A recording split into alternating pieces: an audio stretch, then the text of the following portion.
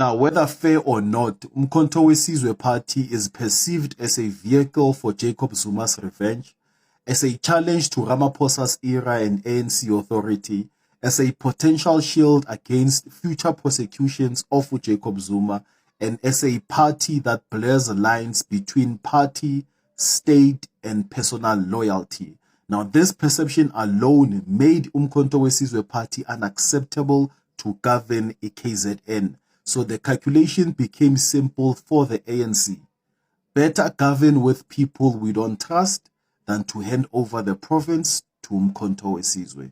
My name is Alokwan, and these are the news that matter the most. Now, Umkhonto we Sizwe Party is not just any other opposition party. It is viewed by rivals as a political disruptor with no respect for old rules. Now, Umkhonto we Sizwe represents scarce establishment parties, which is a direct Zuma power center outside ANC control, a party with no dependent or legacy donors, old alliance or elite approvals.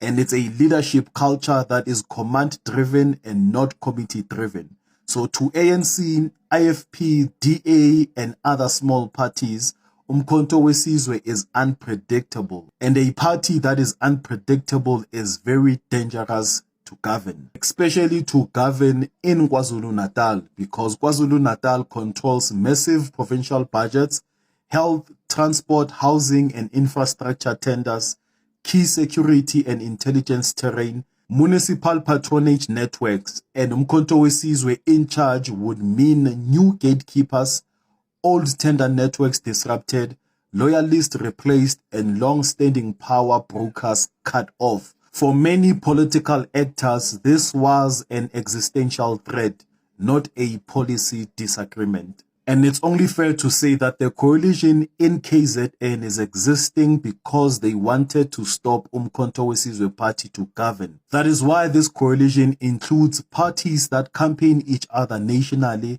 ideologically opposites, and former enemies sitting at the same table.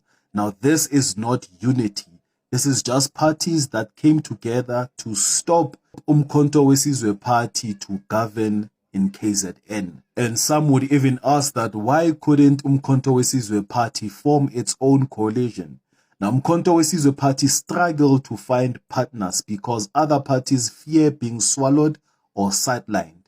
And other parties might have concluded that Zuma's leadership style discourages shared power. And Umkhonto we Sizwe Party is seen as a dominant, not as a collaborative party.